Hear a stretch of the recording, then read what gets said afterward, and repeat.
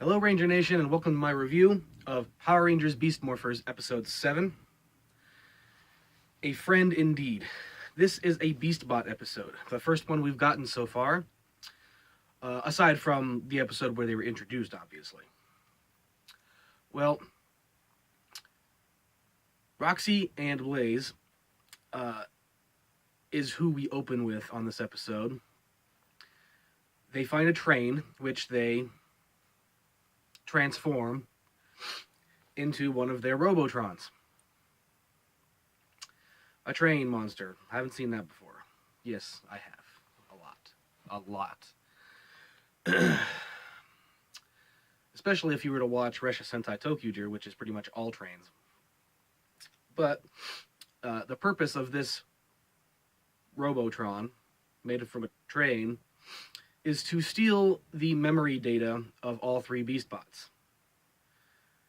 It makes me wonder why they didn't choose something different. Why a train, but whatever. There's really no connection. They literally make no connection between the train and being able to steal data. It almost sounds like any Robotron, any monster could have done that, as long as it was programmed to, obviously. Anyway, so they made a Robotron from a train that can steal the BeastBot's data. And that's pretty much it from that scene. It cuts to Grid Battle Force, where Robbie and Devin are training, not necessarily in some kind of training room. It just kind of looks like any other room in Grid Battle Force. It just looks dull and bare and cold, and there's just nothing there. It didn't look like there was any real training equipment there. Again, just hard metal walls and floors. Devin cuts the training short because he is winded, and says that he wants another round after they get something to drink. In enters Smash, the Blue Ranger's BeastBot, to give the Blue Ranger a sports drink, a blueberry sports drink. Ha ha ha, because he's the Blue Ranger. Well, Robbie would prefer water over the sports drink that his friend brings him. Chase then enters the room and offers the Red Ranger Devin a drink.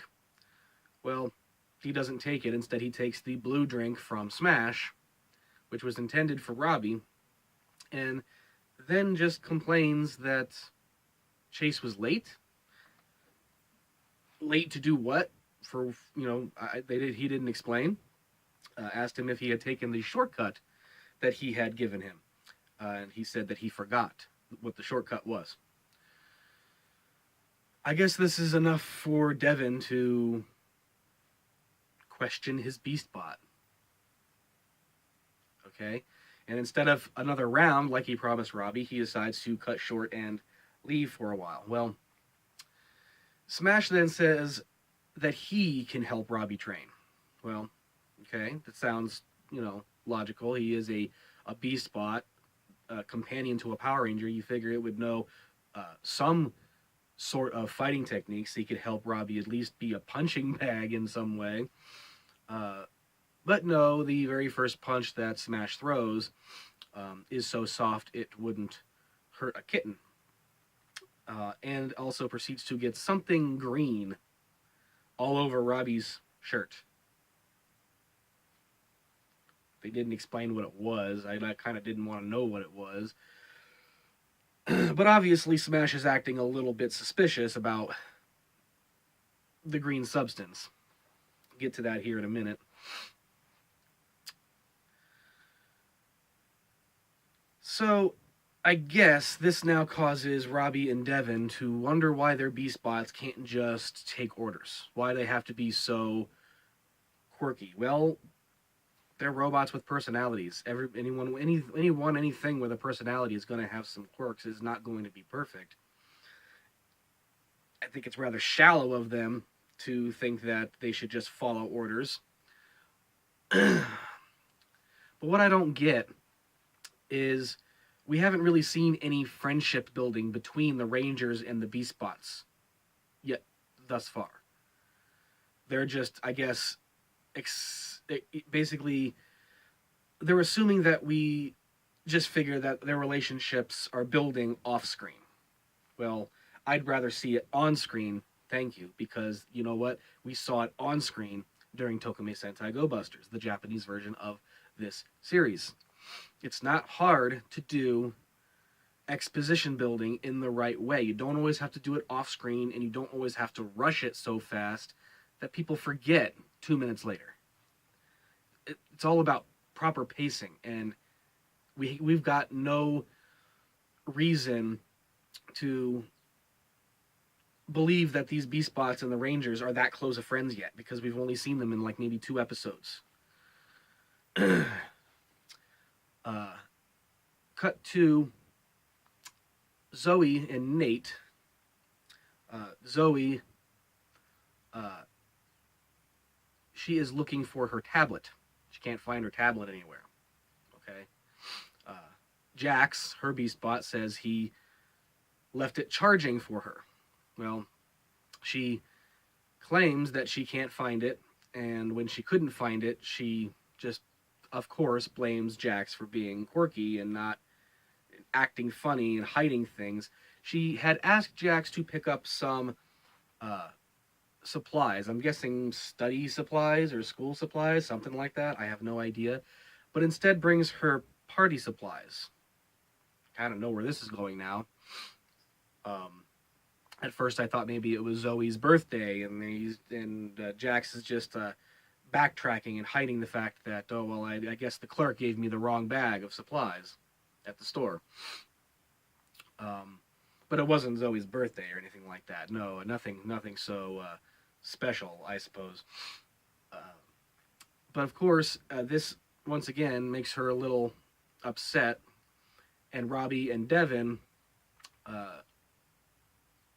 start instilling more and more the fact that they wish that their Beast Bots would just take orders and not question things or forget things or anything like that. And again, I think that's just really, really shallow and cold of them to do that. I mean, again, not like we've seen them building the friendship, but at the same time, they're there to help you. They're nice. There's not like they're mean to them or anything. Whatever. Well, just as Nate, the 3 Rangers are together in the lab, Nate decides to pull them outside for a training session with their Beast X blasters. I guess to show them a new feature. Well, they are outside of Grid Battle Force, and all of a sudden a car comes out of nowhere and almost runs the Rangers down. But it goes right through them because it is a hologram.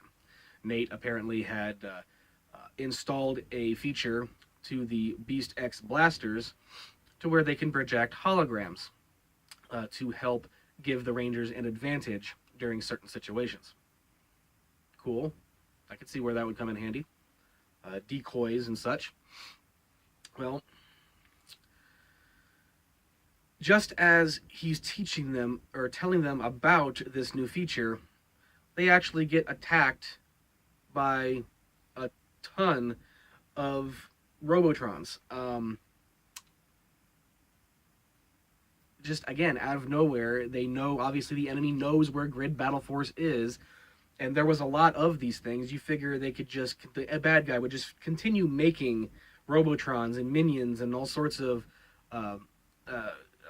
drones, and just wait until they have a huge army, and then just attack Grid Battle Force. But no, it's sending in little waves of enemies here and there just to pick a fight is obviously the MO of most of these series. Well, the Rangers obviously get the better of them. They morph, and in the distraction during their morph, that is when the Robotron, a train Robotron, decides to steal the memory data of both Chase and Smash, but is caught before he's able to steal the memory data of Jax. The Robotron disappears, obviously, because he was caught, so obviously the monster's not going to be defeated right away. Nate and the rest of the Rangers decide to take the Beast Bots back to the lab to discover what's wrong with them. And they discover that their memory, more specifically their personalities, have been stolen because Evox is trying to discover how to control the Megazord. And because the Beast Bots are used to form the Megazord, that's why he's stealing their data. But apparently he cannot have all of the data unless he had stolen all 3 Beast Bots' memory data. So he did not get Jax's memory data, so therefore the data is seemingly useless to him. But as Robbie and Devin discover that their Beast Bots have lost their personalities, they're happy about it. Again, kind of heartless and cold. Your Rangers, everybody, they like the fact that they're just going to basically follow orders now.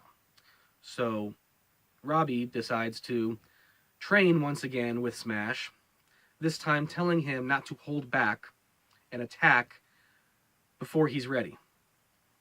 He does. He punches him across the room into some training equipment and then gives up. After he told Smash to not go easy on him and to attack when not ready, he still wants to complain and say, "I wasn't ready," and walks out. Okay. Chase and Devin, on the other hand, they are on the road, and Devin asks Chase to take the shortcut that he told him about. Of course, no personality, just a yes bot now, I suppose. Okay, let's take the shortcut. He reroutes, and they take the shortcut through what looks like a field, some woods. Well, decides to take Devin for one heck of a joyride through tree brush and mud puddles. And of course, Devin gets upset about that. Chase says, "Well, you told me to take the shortcut." And he just says, "Yeah, I guess I did." I'm not exactly sure what the moral of this episode's lesson is supposed to be, but even I'm confused by it a little bit. I'm guess not taking your friends for granted, I'm guessing, is going to be the moral lesson this time around.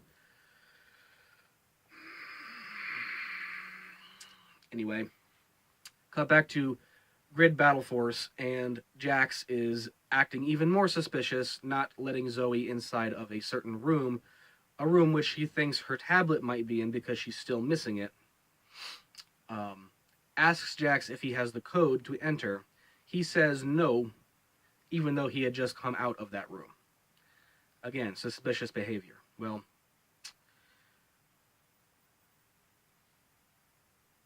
Zoe then runs into Devin and Robbie and complains about Jax, his peculiar behavior, and says sometimes she thinks that she'd be better off without a Beastbot. Well, Jax overheard her, and of course this makes him sad. He then points her in the direction of her tablet, which was exactly where he said it was the entire time, but it was covered by her coat, so she could not see it. This then makes her feel bad, but Jax runs off. They then decide to follow Jax into the room that he claimed he couldn't get in, and once inside realized that the party supplies that he had claimed were a mistake earlier were actually for a party to thank the Rangers for everything that they're doing to protect the city. The Beast Bots wanted to thank the Rangers, doing something nice for them all along. That's why they had been acting so suspicious. There was party supplies, streamers, snacks, and even a large green cake. This is where the green substance on Smash's hand that got on Robbie's shirt earlier, that's where it came from, because Smash apparently frosted the cake. I guess I can believe that, considering Smash has just got giant fists. I mean, I don't know how he can articulate spreading frosting all over a giant cake, but okay, again, it's off screen, so we're just meant to believe that. Well, after that little bit of drama, and Zoe apologizes to Jax for the way she was acting and the things that she had said, they decide to uh, get the data back from the Robotron by using the hologram feature that Nate added to their Beast X blasters. They literally lured the monster in using Jax as bait. It was, again, relatively easy to get the data back. They destroy the Robotron, and they reinstall the memory data and their personalities back to the Beast Bots.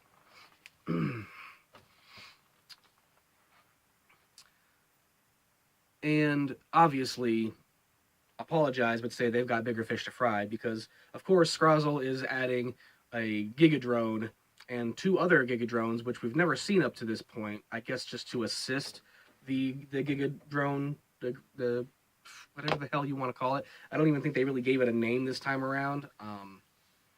Just a Gigadrone. That's also a train. So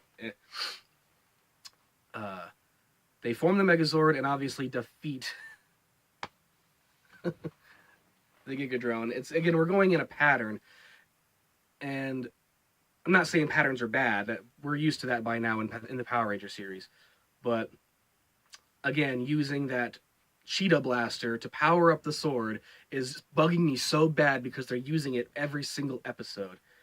It would have been so much better if he just threw a lever or hit a button or said a phrase. No, he's got to summon a blaster, you power up a special visor, fire it in the cockpit, which makes no sense. You figure it would fire outward through the cockpit's windshield to basically what I don't know what I'm doing anymore. One moment.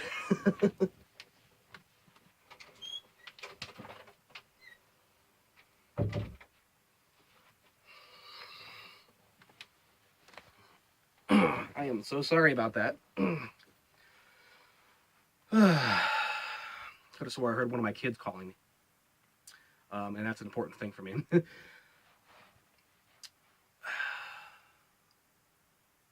What I'm getting at, basically, is that I really wish they would have given us more exposition when it came to the Beast Bots and their friendship with the Rangers. We had no friendship building between them. Just the episode that introduced them, a couple episodes in between of them, obviously using them in the Zords and whatnot, and just referencing them, and then this episode where I guess they're supposed to be such good friends that now they can take each other for granted. 7 episodes in, and they're acting like they've been friends for months, maybe even years. So that just bugged me a little bit. But at the end of the episode, the Rangers, I guess, they go back to their party, and they wonder, where is Ben and Betty? Well, I wasn't wondering that question. I was actually kind of glad that we hadn't seen them all episode, except maybe once when they knocked over some containers trying to back out of a room because I guess they knew about the party too. Well, they were inside the cake the whole time. And what's the joke that they go off on? Yeah, we were in there a long time, but we ate a lot of cake. Burp. And that's the end of the episode. They couldn't have ended the episode with the Rangers actually, like, making up with their Beast Bots, saying I'm sorry and all that kind of stuff. No, we had to end with Ben and Betty and a burp. Needless to say, this episode could have had a lot more action to it. I'm just going to go ahead and say this episode was a little lame. Probably the first actual lame episode we've had so far. It was just boring. And it didn't make a whole lot of sense. There was no consistency and not enough exposition to make us care, if that makes any sense to anybody out there. But that was episode 7, as for what it was worth, of Power Rangers Beast Morphers, A Friend Indeed.